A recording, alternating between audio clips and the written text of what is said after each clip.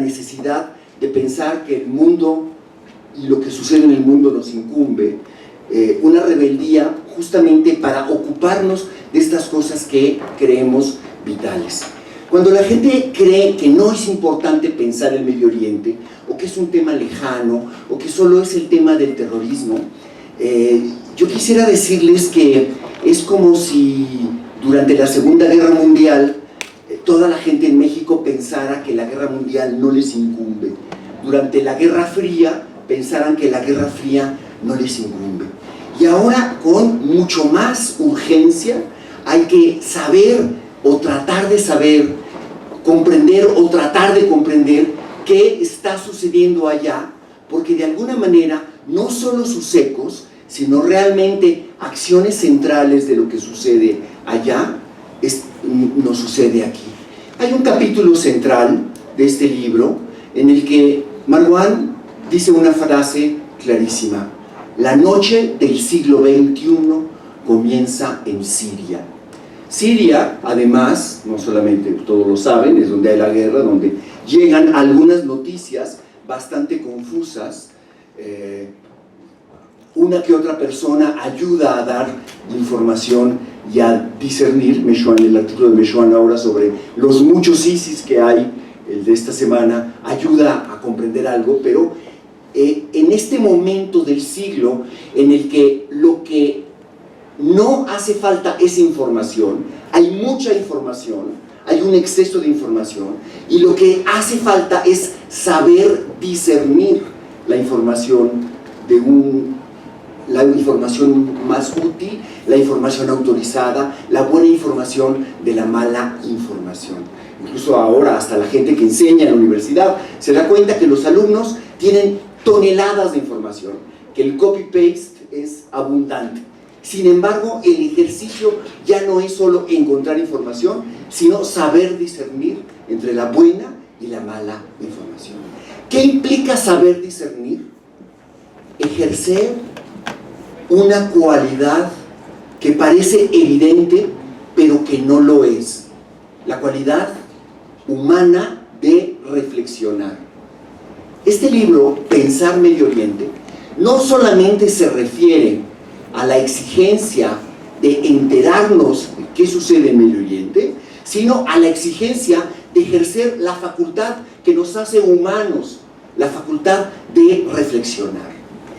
Hannah Arendt, en su ensayo en el que describió la facilidad con la que cualquier persona en el mundo del poder nazi podía hacer el máximo mal a otras personas, llega a definir la banalidad del mal como la ausencia del ejercicio de la reflexión. Cualquiera puede cometer el acto más terrible, no tiene que ser por esencia malo, sino estar en una situación en la cual deja de reflexionar, deja de decidir. Y eso es la nueva barbarie. La obligación de pensar Medio Oriente es la obligación que tenemos todos de reflexionar sobre la masa de información, la gran mayoría mala que nos llega, la gran mayoría facilona que nos llega, sobre qué es importante y qué no es importante. Cada vez que yo leo, por ejemplo, yo no sé si ustedes lo sepan, pero ahora están todos los poetas peleándose por una antología, que si la patrocinó el Estado, que si no. A mí lo que me parece terrible cuando hay esas polémicas es que los que somos intelectuales no hemos trabajado para proporcionar los conceptos y la información, para que las discusiones que son banales, que parecen profundas, pero que están hechos sin instrumentos de reflexión, se hagan con instrumentos de reflexión. Pensar, reflexionar en la masa de información que tenemos para poder tomar las decisiones de qué queremos, hacia dónde vamos, y reflexionar sobre Medio Oriente es fundamental. El libro de Marwan es un libro que no solamente está muy bien documentado sobre lo que pasa allá, sino que es un libro personal. O sea, cuando hablamos de pensar Siria, estamos hablando de su pasado familiar, de un país que él conoce porque viene en la familia, pero también porque vivió allá. O sea, es un país, yo no sé si algunos de ustedes hayan estado, pero es uno de los países más bellos del mundo, completamente destruido. Y era el país, de todos los países que yo conocí del Medio Oriente, el único donde en la ciudad, por ejemplo en la ciudad de Alepo, podían convivir personas de religiones distintas, porque vivían unos al lado del otro, y en el mercado tenían un principio más importante que el de las sectas religiosas. Me matarían si a cualquiera le digo secta, pero lo mismo a los católicos armenios que a los islámicos chiitas o sunitas. Si alguna de las sectas convivían en el mercado, porque había un principio que estaba por encima de todos ellos, que era el principio de convivir en la ciudad. La máxima osadía en momentos de radicalización no es tomar postura, sino atreverse a estar de acuerdo, a saber que hay principios humanos y de convivencia que están por encima de la separación. Líbano se modernizó desde los años 30 y todas las sectas fueron enviadas a los suburbios. Por eso la guerra en Líbano se adelantó, bueno, no por eso, una de las muchas razones, se adelantó muchísimo tiempo, porque ya la ciudad, el principio ciudad, había sido deshecho y había territorios. Y después, cuando estalló la larga guerra en Líbano, en las ciudades como en Beirut, se convirtió en una guerra por territorios, ganar barrio por barrio. Mis amigos me cuentan cómo en la mañana comenzaban a oír los balazos, después los obuses, y ya terminaban con los aviones que venían, y una de las 18 guerrillas que estaban disputándose la ciudad ganaba un territorio más, unas cuadras más. Eso lo estamos viendo en Siria a lo bestia. ¿Qué sucedió? Y yo lo supe por mis amigos, por mi traductor. La gente del mercado en Alepo, en el momento que hubo un levantamiento en contra del dictador Assad, la gente del mercado se opuso incluso físicamente a que los rebeldes entraran al mercado y desde el mercado tuvieran una posición en contra de Assad. El ejército de Assad estaba estacionado en una fortaleza a 300 metros. ¿Y qué es lo que buscaban los rebeldes? Que el mercado ardiera, porque el mercado implicaba que la gente puede convivir. Y los rebeldes no querían que nadie conviviera. Sobre todo era una parte de los rebeldes muy cercana a Al-Qaeda en la época. Y ardieron 13 kilómetros de calles de ventas del mercado, una buena parte de ellos cubiertos, que estaban con las mismas zonas de actividades donde se vendía jabón de Alepo, donde se vendían telas desde la Edad Media y antes. Y el principio ciudad se fue al carajo. Todo en Siria es complejo y en Siria confluye todas las divisiones. La facilidad de pensar que si el Islam es de amor o no es de amor, que si son sunitas o son chiitas, son simplificaciones que no bastan para explicarse los temas. Pensar que solo los muy pobres se radicalizan también es una tontería mayúscula. Hay gente muy acomodada y que tiene que ver con otros temas mucho más complejos. La vida es mucho más compleja.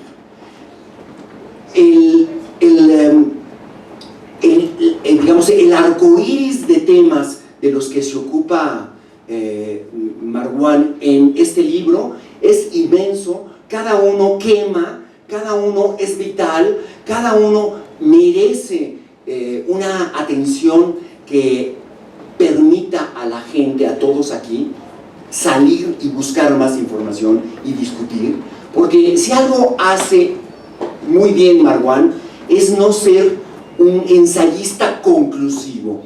Sus ensayos son abiertos, sus ensayos están hechos para hacer lo que dice su título: pensar, reflexionar. Hay en el libro, no solamente estamos tan acostumbrados a que la cultura digamos con conciencia se vuelva memorial de agravios, que se nos olvida que también la vida está llena de puntos luminosos. El libro de Marwan señala muchos momentos luminosos de la historia reciente del mundo árabe, en los cuales esa luminosidad se vuelve cultura y es parte y va siendo civilización. Muchísimas gracias, Marwan, por este libro fabuloso que nos has ofrecido y que es un libro en proceso. Yo dirijo una estación de radio, dirijo W Radio, y Marwan y yo somos amigos desde hace un tiempo, y cuando suceden los atentados de París en noviembre del año pasado, estábamos platicando Marwan y yo, y a mí me tocaba, estaba yo tomando un poco el noticiario de la mañana de repente y hacía algunas locuras, de repente me gusta como intervenir la radio y agarrar el micrófono cuando no me toca, ¿no? Y entonces no me tocaba, pero quise agarrarlo. Y entonces invité a Marwan a que hiciéramos una semana dedicada a estos temas, ¿no? Es decir, ¿qué es el Islam? ¿Qué significa ser árabe? ¿Qué significa el terrorismo? ¿Qué significa el Medio Oriente? Y la pregunta más importante es, ¿por qué nos tiene que importar a nosotros? Porque lo dijo muy bien Alberto hace rato, claro, uno está aquí, de repente dice, bueno, pues sí, mientras la madre del presidente, Nochixtlán es importante, se están matando, y sin duda, o sea, nadie niega esa parte. También es cierto que en la tradición informativa y mediática de este país, hablar del mundo significa censurar lo nacional. Es decir, durante mucho tiempo, en este país tuvimos grandes secciones internacionales, tuvimos medios con espacios muy importantes hacia el mundo para no hablar de lo nacional. Entonces era una manera, una censura sutil o no tan sutil, pero es decir, no voy a hablar de lo que le pasa al país porque estoy hablando de lo que le pasa a África o Medio Oriente, lo que sea. Entonces tenemos como una especie como de suspicacia perpetua cuando decimos vamos a hablar del mundo, el mundo importa. Entonces no tengo la enorme fortuna de tener amigos como Marwan, como Mauricio Meshulam, que está acá abajo sentado junto con nosotros, como Alberto, con los cuales compartimos la vocación global, que significa lo que sucede en el mundo en el fondo es un reflejo de lo que nos pasa también a nosotros. Entonces yo le decía a Marwan, bueno, pues armemos una serie de programas, tenemos una semana y le dedicamos un día a cada uno, y ustedes en el libro verán que hay un texto breve al inicio de varios de los capítulos que es lo que Marwan escribía y que grabamos y con lo que iniciábamos la transmisión en la radio. Y algunas cosas interesantes de ello. Primero hay un enorme interés por entender. Cuando empezamos a hablar de esto, la gente nos empezaba a llamar. Yo finalmente dirijo una radio que es una radio generalista y que le trata de hablar a un público lo más amplio posible, ¿no? No soy, alguna vez lo hice, no soy ahora una radio universitaria, no soy una radio cultural, soy una radio comercial generalista. ¿Por qué hablar de un tema como este?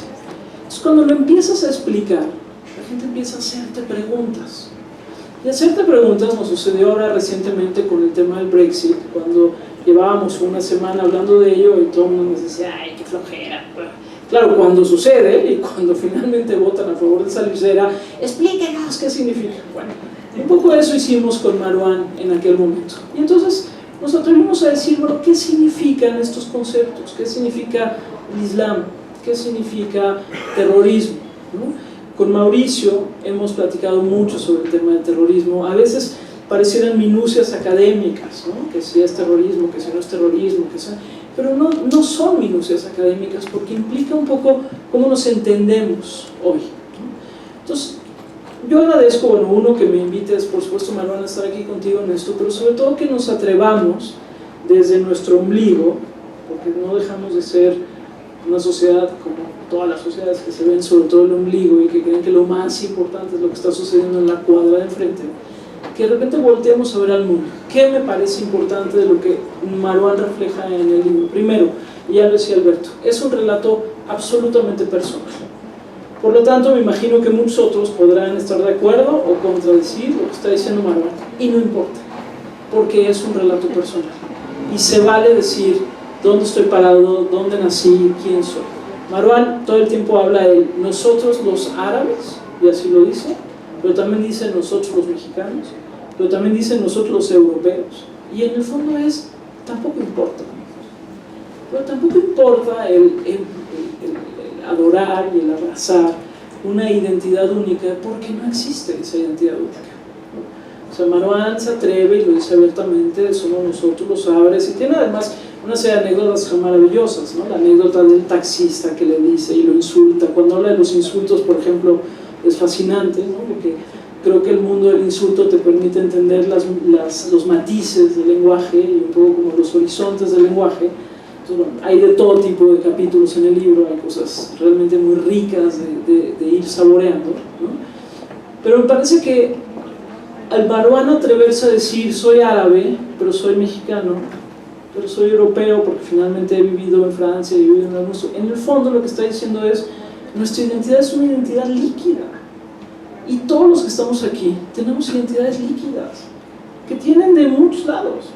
¿Sí? Finalmente nos articulamos desde lenguajes muy diferentes, desde religiones muy diferentes, desde cosmovisiones muy diferentes. Y para mí, que si vengo de un mundo más hacia el norte del mundo, mi padre es alemán, mi madre es mexicana, muy mexicana, del centro del país, sí, el mundo árabe me parece lejano y luego no te parece lejano. Porque hay una parte, por ejemplo, donde Marwan habla del lenguaje, y bueno, muchas de las palabras que usamos son palabras que vienen del árabe.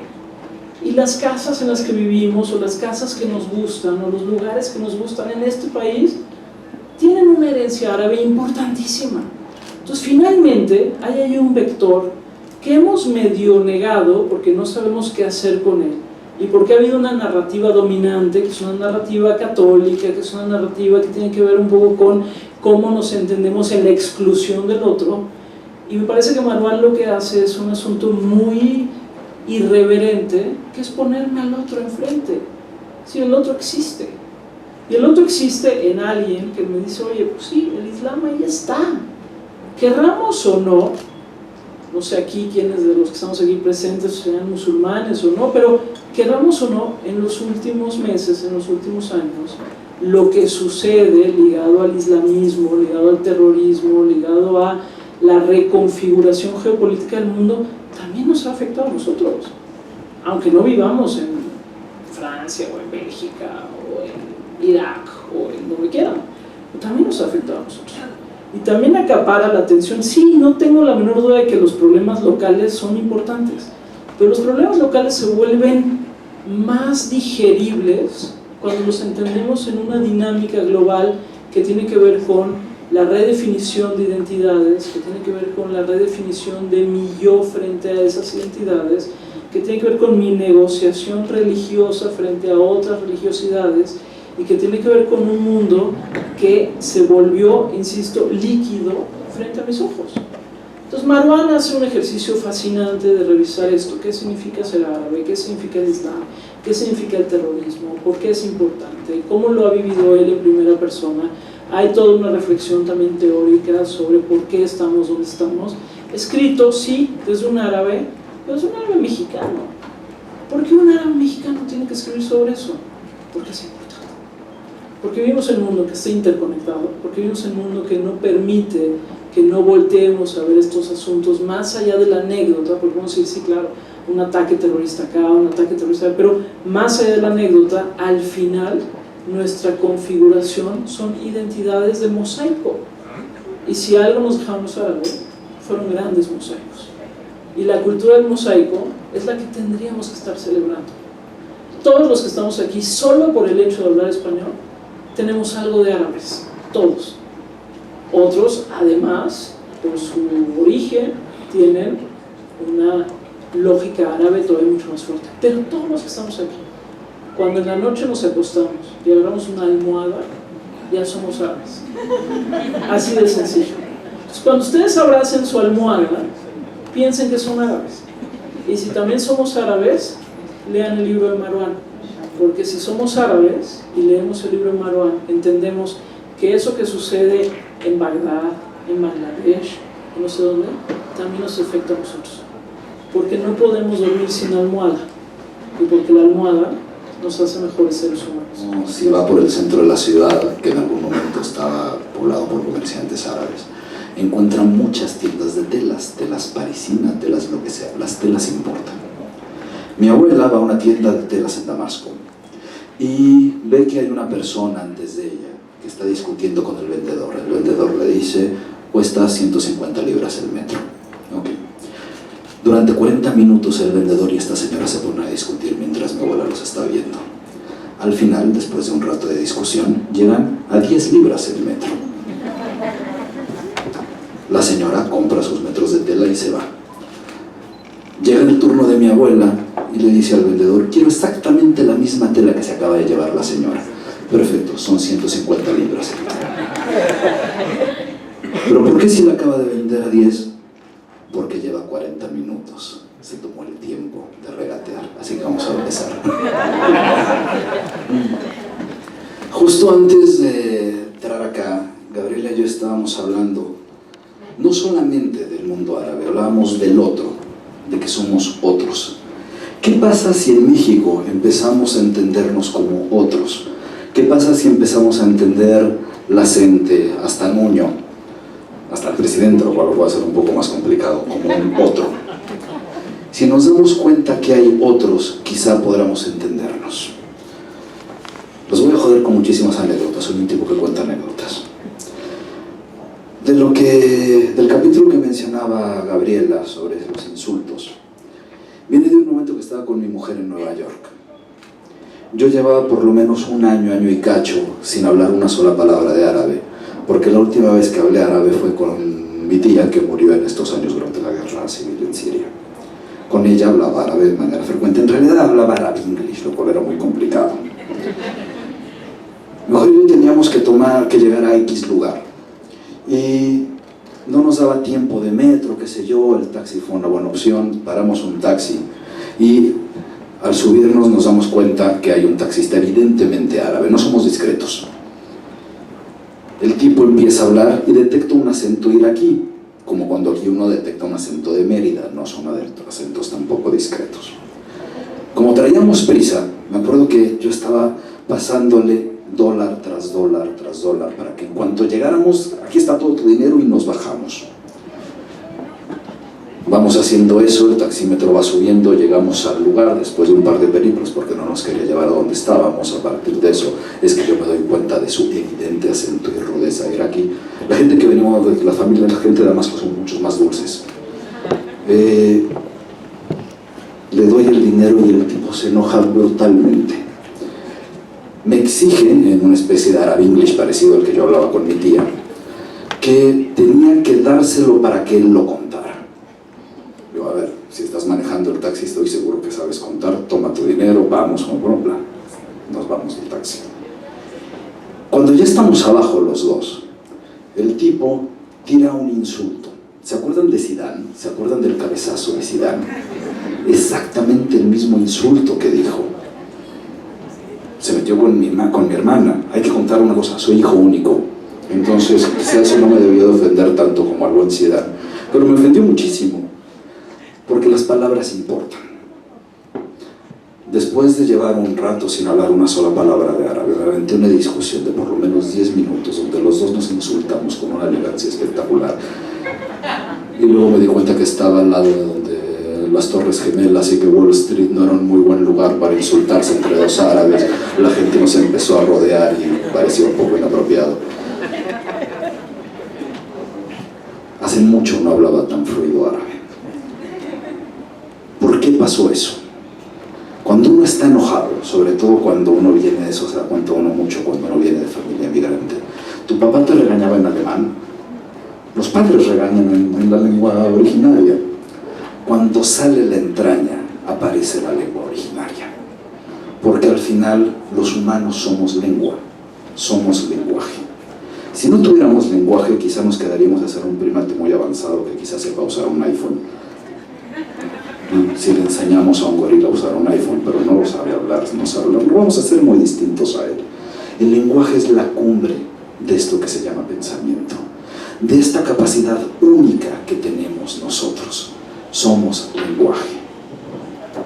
¿Qué pasa con el lenguaje en el mundo árabe?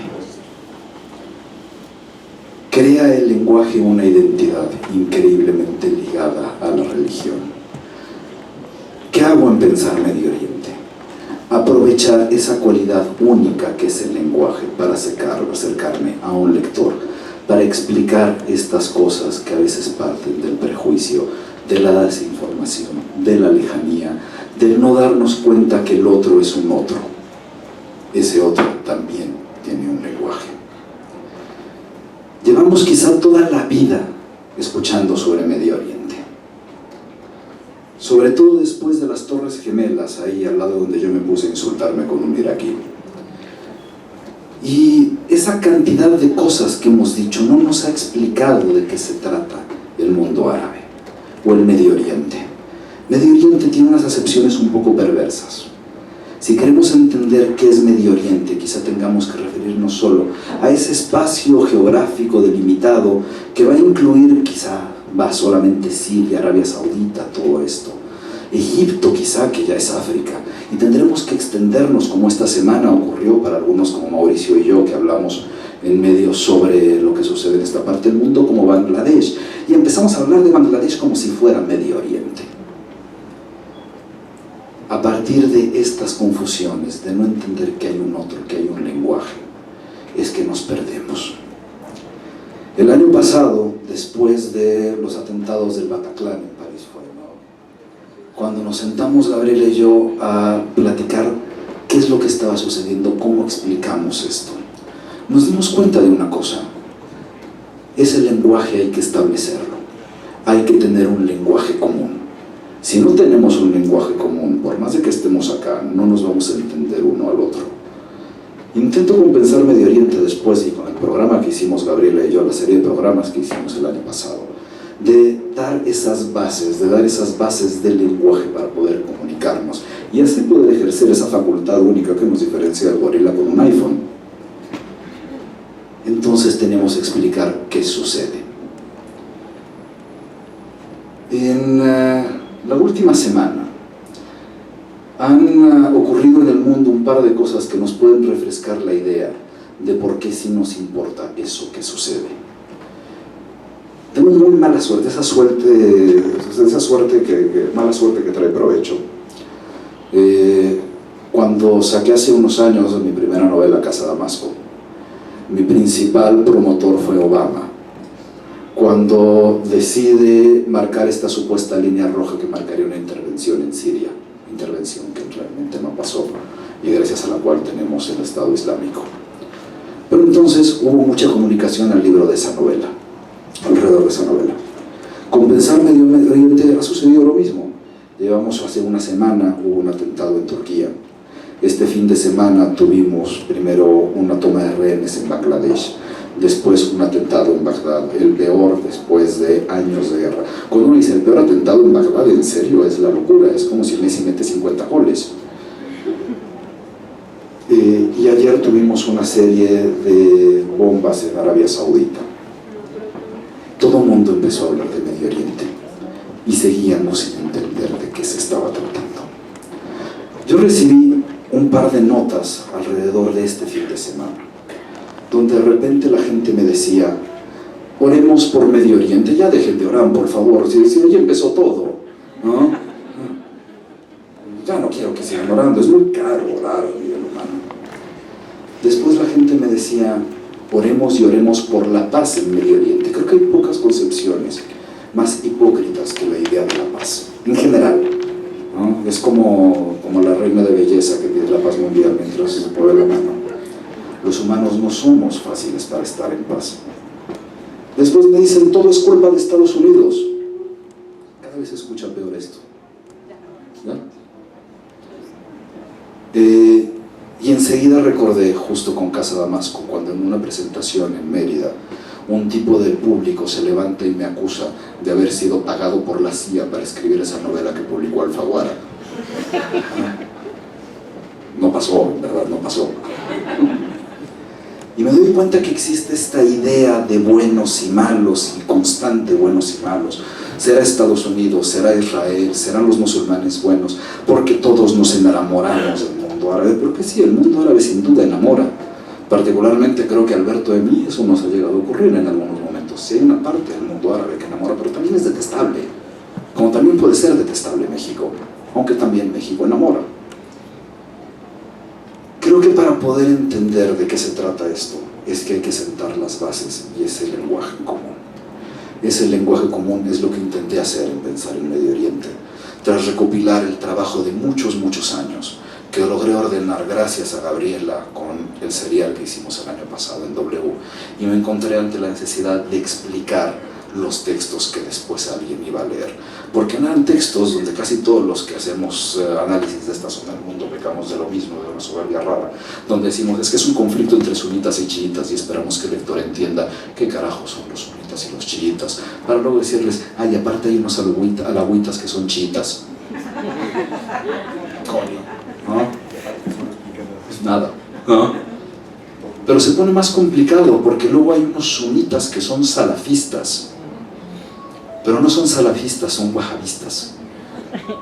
Si fuera una receta de cocina, el pastel nos habría quedado muy mal. Pensar Medio Oriente es el intento de dar al lector una guía, casi un libro de texto, para poder acercarnos a esto que se llama Medio Oriente, para poder, a partir de ese lenguaje común que espero se construye tras su lectura, para poder ponernos a pensar. Muchas gracias por acompañarme.